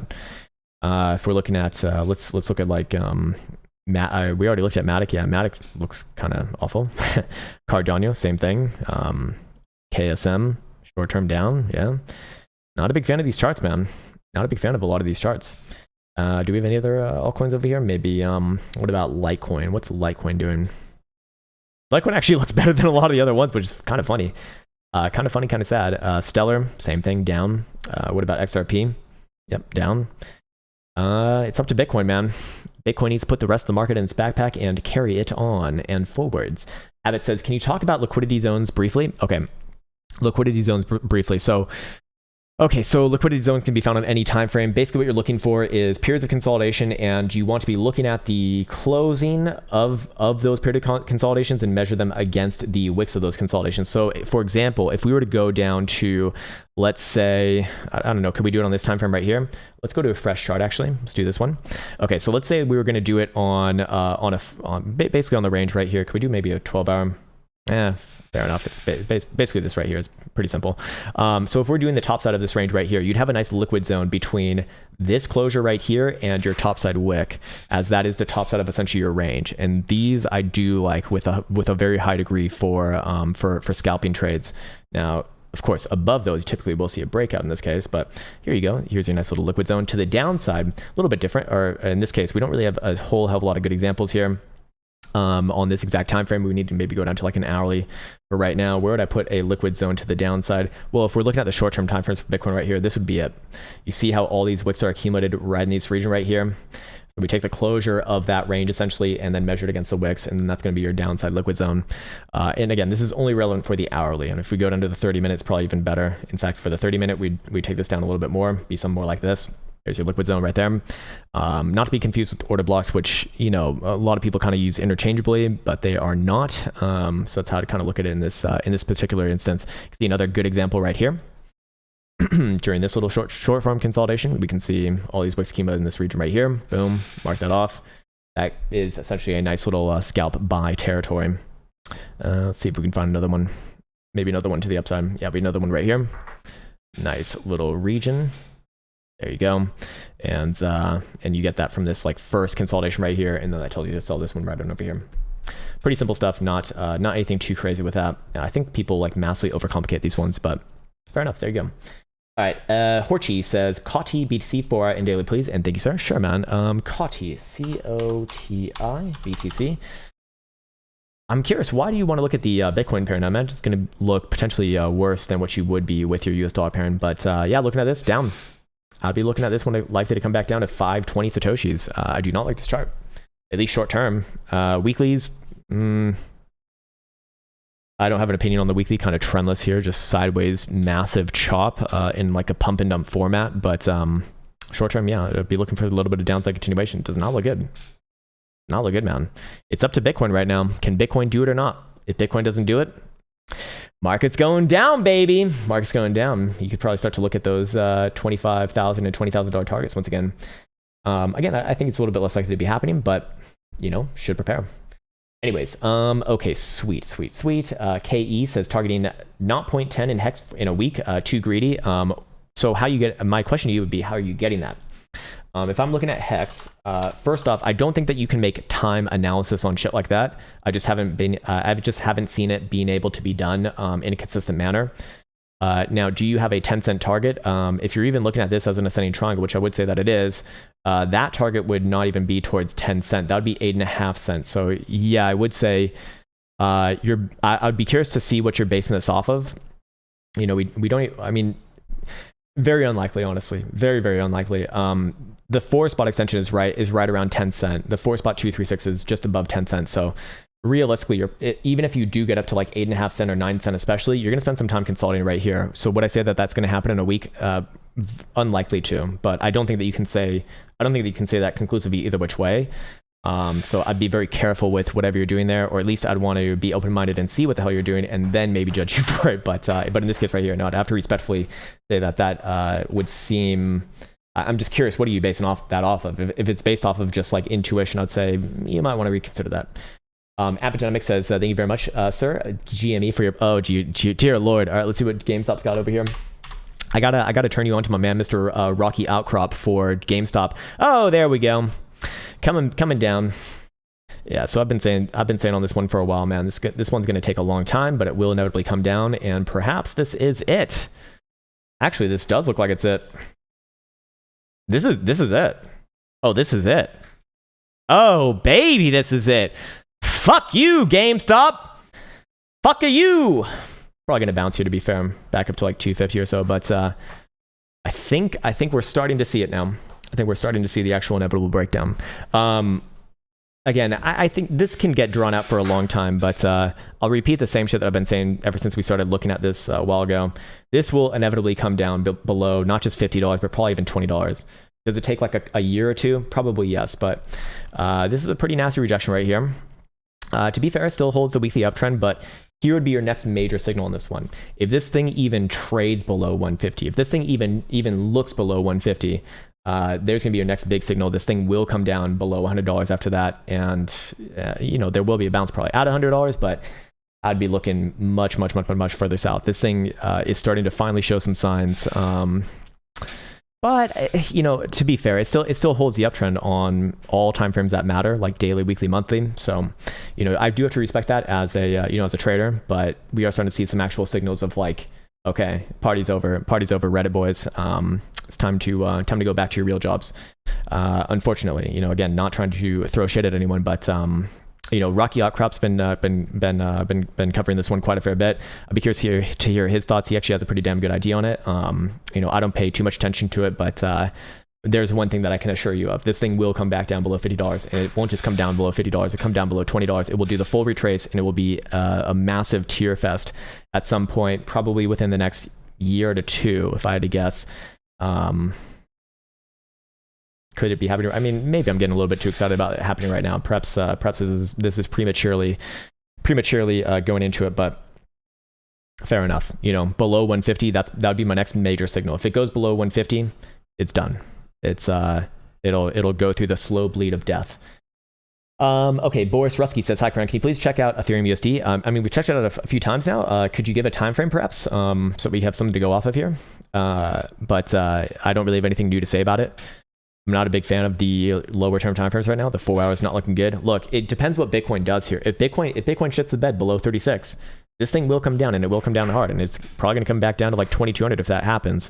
I still do think that Bitcoin, I would be more angled towards the upside, generally speaking, but look, the second that Bitcoin breaks $36,000, everything in their mother is gonna break down. Bitcoin is running the show right now. Bitcoin is the captain right now, and I think that's pretty damn clear. If I'm just looking at Ethereum, I do not like this right here. I do not like that at all. If I'm looking at the buy daily, maybe another bounce. If I'm looking at the 12-hour, maybe have a base right around where we're at right now. But this is like kind of last chance for love, in my opinion. It's all up to Bitcoin. The second that Bitcoin breaks this current range, if it happens to the downside, is not going to end well for just about anything that we've looked at today, it looks like, in the crypto market, that is. I mean, if Bitcoin even breaks the lows right here, I'd be looking for it to come back down probably 34,500. Again, I'm not saying that that's going to happen. In fact, I think that that's a lot less likely to happen. I think Bitcoin moves the upside here and salvages the rest of the market. But if you're just looking at straight up altcoins, they do not look good on their own. They do not look good at all. And they are not keeping pace with Bitcoin by any stretch of the imagination here either, which is very concerning.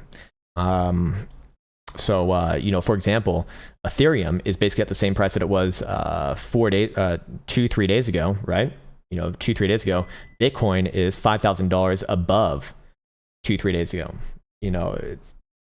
It's not good, and you can see that directly in the pairing in the Ethereum Bitcoin pairing right here. I mean, this one very likely does come down further. I mean, 6.5 to 6.4 million satoshis is rather likely there. So be careful, man. Be careful, sir.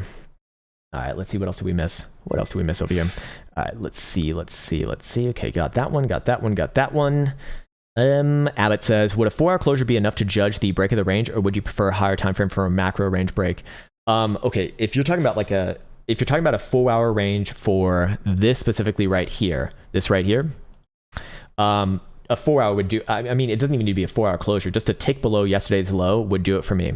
I do think it'd be appropriate to be more aggressive in this particular situation. Again, I don't think it's actually going to happen. I do think that Bitcoin probably does pull through to the upside here, but that would be my condition for that.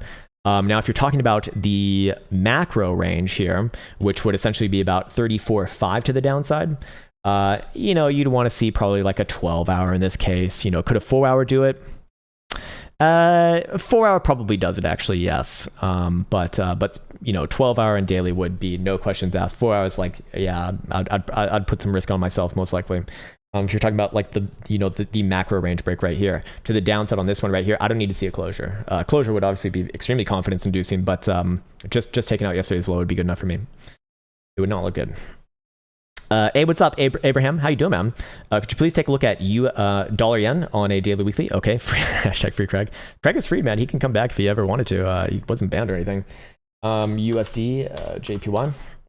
All right, let's see. On OANDA, down, short term down. Short term, I'd be looking for it to pop back down to about 109, but I do like the chart long term. This is reaccumulation after what is seeming to be a potential macro reversal here. I do like the weekly. I do like the monthly as well. So short term down, but I would be looking for a bounce off this region right here, about 109, almost even, and continue with the nice little reaccumulation. Resolution above about 110 and 30, and next targets to the upside would be about 111.5. Likely continuation, even more than that, like 113 over time. But yeah. Nice one, man. Hey, looks good. You're getting into Forex, man. And also, I love looking at Forex too, so that's actually really, really good. Forex honestly is where I do think that you should probably learn trading, not necessarily on Bitcoin. People just fall in love with Bitcoin, unfortunately, to their own judgment. And me too, man. I do the same thing too.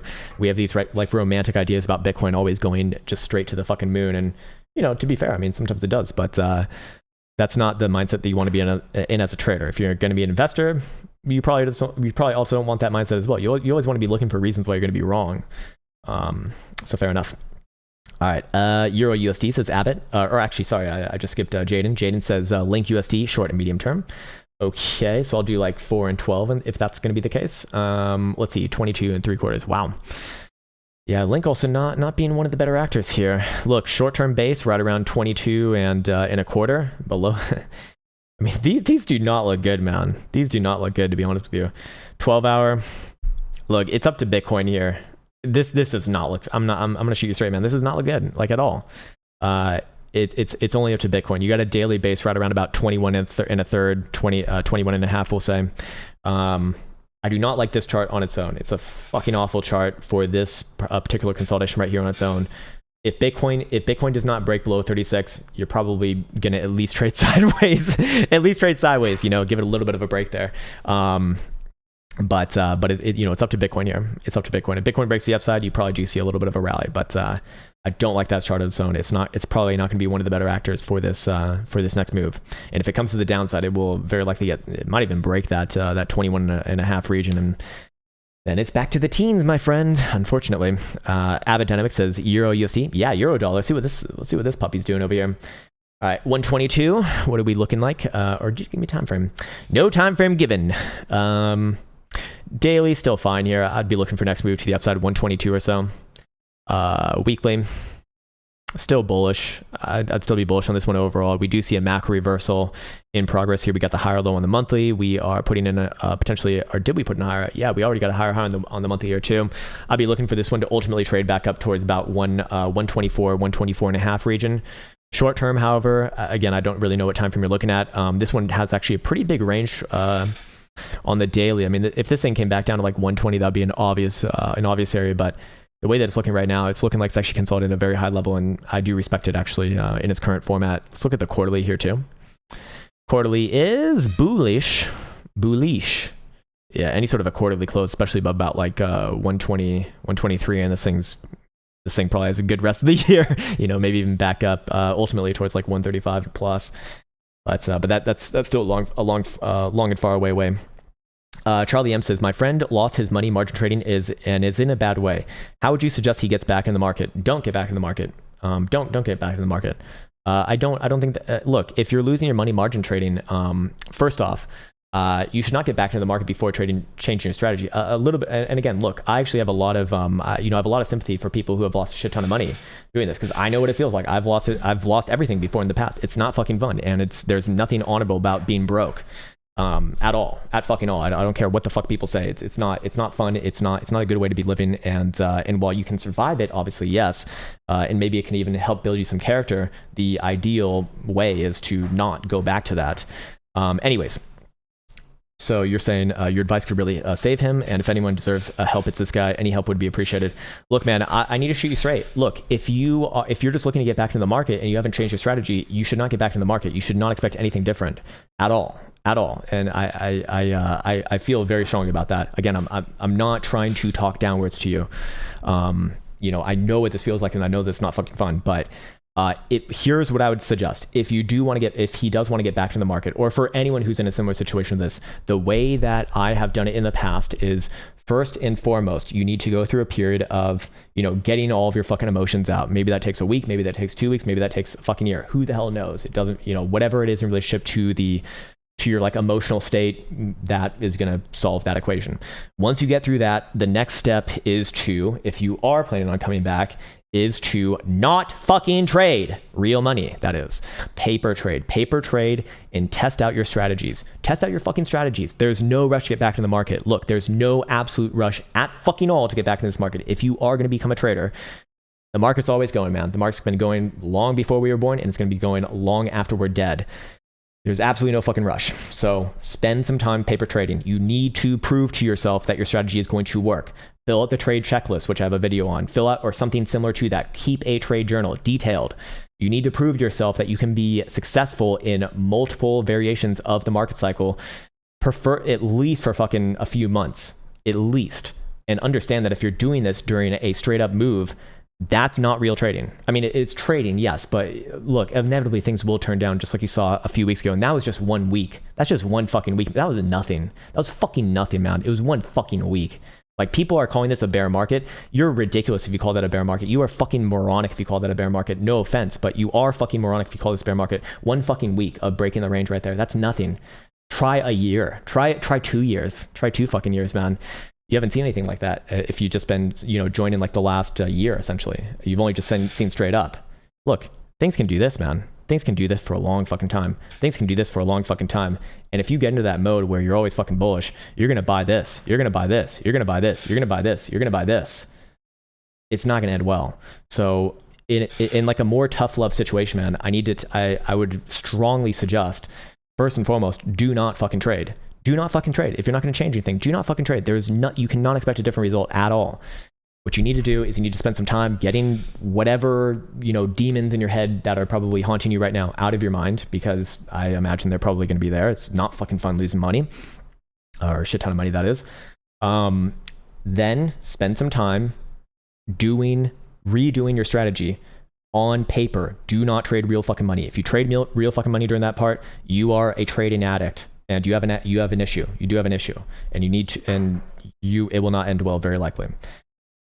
From there, if you can prove to yourself that you can be successful on paper for 3 to 4 months in a dynamic environment, perhaps even trading different assets as well, but playing out a very concerted strategy, following that strategy, again, it doesn't have to be off of my trade checklist or my trade journal, but that would be a decent enough place to start, I suppose. You can do whatever you want.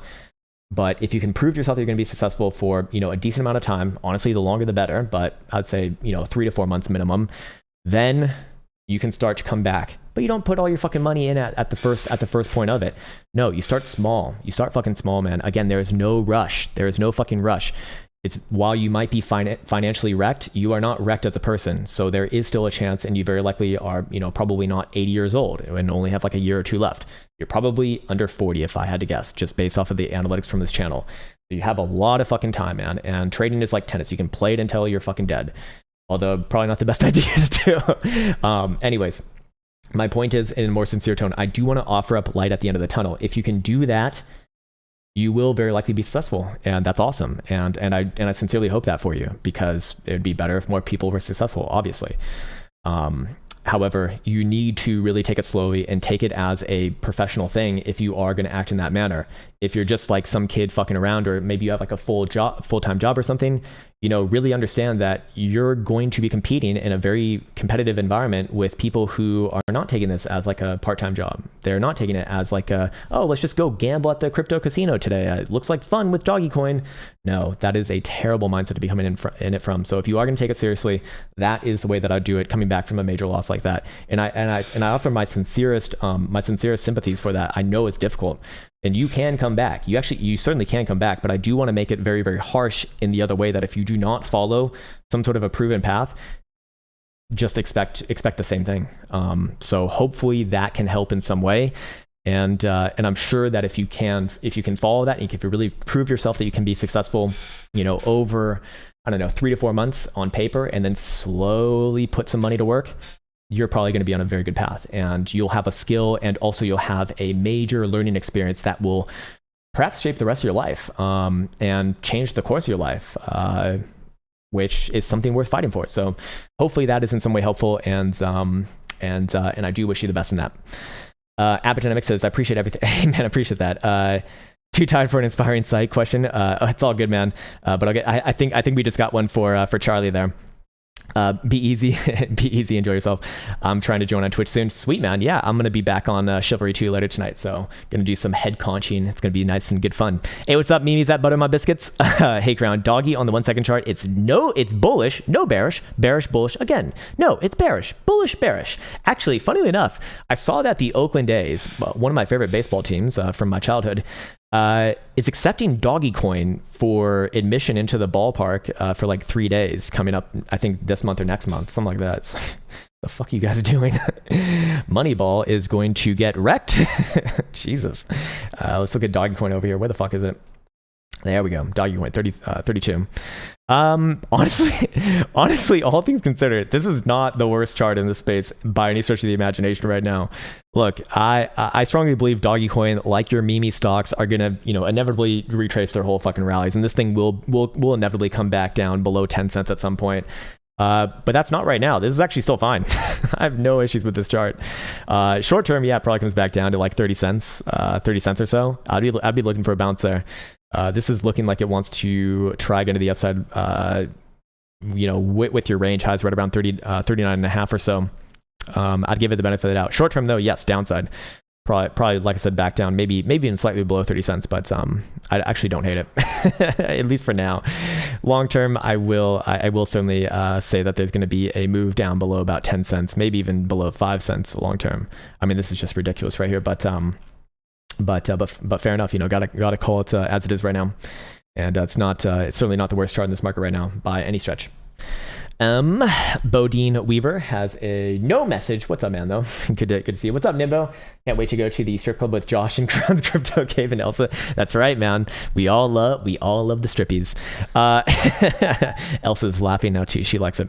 Abbott says, hey man, all good, man. Yeah. Again, that's like these situations, they can work out for you long term. Absolutely.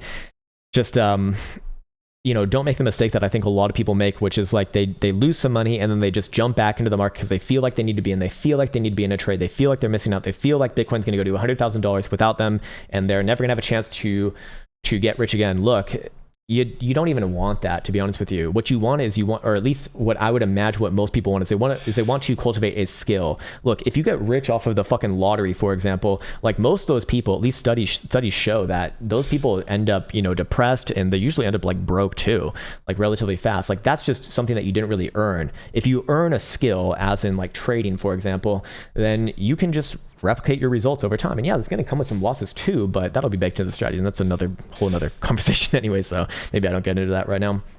All right, let's see how deep into the stream are we. We're 145 in. Jesus, man, nasty. The new moon says down. Yep, I'm aware, and several other things do actually suggest down as well, but that's a great chance here. We also got the time fibs here saying that today or tomorrow is big move day. Yeah, all of these one day later, 2 days later, 1 day later. This one's coming up. You missed my previous super chat. Sorry, man. A few minutes ago, how low will Cardano go versus Bitcoin? Well, let me get out my crystal ball. So there's no one can give you a real answer for that. But if you want versus Bitcoin specifically, I would suggest looking at it versus US dollar because it's going to look better, all things considered. But we look at it versus Bitcoin here. It just went 4,700 to 4,100, RSI 128. Well, that means nothing. It needs to be taken in context of the overall chart here. It is actually losing structure and kind of breaking down right now, man. Look, your RSI is at 28, so that means you should buy it. Look, long term on the monthly, it's probably fine. This thing can easily go back down to like 3,700 Satoshis though. So just be aware of that. And yeah, that is right around the 55 on the daily here too. This thing can come down a lot, man. Is the RSI at 28? No, actually it's not. Daily RSI is 46, spot 75. So that's nothing, man. I regret to inform you, but that is absolutely nothing. Maybe you're on like the hourly. Hourly RSI is at 28. Sir, you're on the hourly. You're on the fucking hourly, and the hourly is going to come down more here too. At least that's what it looks like right now. Hourly TSI trending down, hourly RSI, hidden bearish divergence. Look, if you're just looking at the RSI and being like, RSI is at 30, up. No, that's completely the wrong way to be using these tools.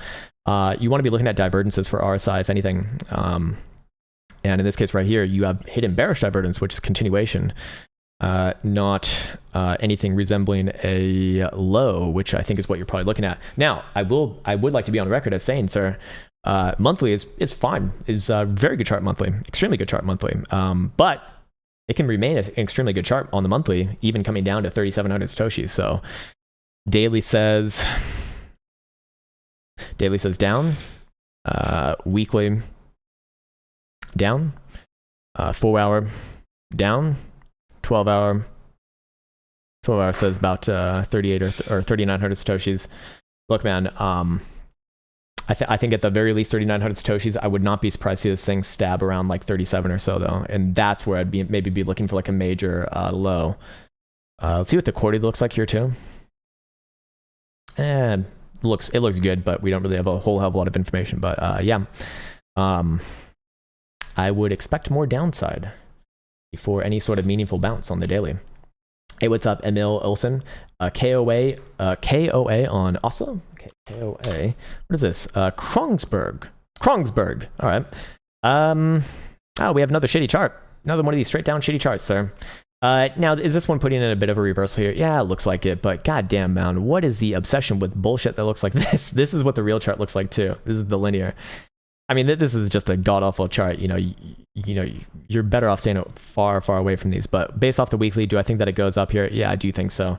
Short term, probably like 360-ish region. If you see any sort of a closure on a weekly above about 395, I'd extend targets significantly towards about $5. But look, man, you don't need to trade bullshit like this. You don't need to. There are some good signals, at least for like a short-term reversal there. Hey, what's up, Malen? Hey, Malen, what's up, man? Been a long time. How things going over there, man? Good to see you, brother. Good to see you. Hey, bud, I love your face. I love your face too, Miss Choney. All right, let's see. Missouri River Rat says, Krown's teachings netted me 16x just hours ago on RTT, real Trump token. Oh, dear Lord, what is this? Man, you did that yourself. I had nothing to do with this thing. Oh, we can't even get it over here. Man, that is crazy. That is crazy. That is fucking crazy. Nicely done there, sir. All right, sirs. I think we are at the end of the stream, however. What's up, Mo? Good morning to you. Okay, so let's cover back on Bitcoin over here. While I do still think that it's probably does choose the upside resolution of this. Look, if Bitcoin takes out yesterday's low, or especially closes a 4-hour dildo below $36,000, I would look for this one to come all the way back down to $34,500, $35,000. Probably try for another bounce there, and that's not going to look pretty damn good. Until that happens, though, I do still respect what we said earlier, and I do still look for this range to just trade a little bit of sideways here. Any sort of a move above yesterday's high, which is 38 and 500, we'll say. It's a little bit lower than that, to be fair. Then I would look for extension to about just under $40,000, and then probably sets it up for continuation coming into like next week or so to like mid to upper $40,000 territory. And I do think that that's what's most likely to happen here. But again, if we break range, or Bitcoin breaks range, more accurately said, either a tick below yesterday, which is not going to be it's not going to be the most confidence inducing. I personally think that it would be appropriate to be aggressive in this particular situation, seeing how things are like rather shaky right now. But if you do get a closure below this region, then there's no questions asked below $36,000, or technically speaking, 35,950, basically the same number anyways. But if that would happen, I would be looking for a downside, and all the alts are going to get absolutely fucking trekked. So until then, it's up to Bitcoin to save this market right now, as Bitcoin is running the show. Anyways, with that said, I do want to wish everyone the best and the happiest once again. A nice little fun stream today, and be back on probably tomorrow. I don't know if we'll do a live tomorrow or not, especially if we get some new price action, not the stale bullshit over here, then probably will. If not, then maybe just a pre-recorded video. But with that said, I salute you all. Take care, and happy trading, safe trading, and until next time. Write it, code it, name it, tweet it, mine it, stack it, live it, dream it, post it, scan it, charge it, send it, do it, and receive it. Trade it, buy it, sell it, store it, run it, list it, first rename it. Crypto logic. Pump it, hack it, lose it, dump it, sell it, ditch it, fix or pitch it, copy, paste it, nudge it, test it, build it, try it, bend it, fork it, hype it, pump it, dump it, rinse, repeat, but quick relocate. Pause it, list it, send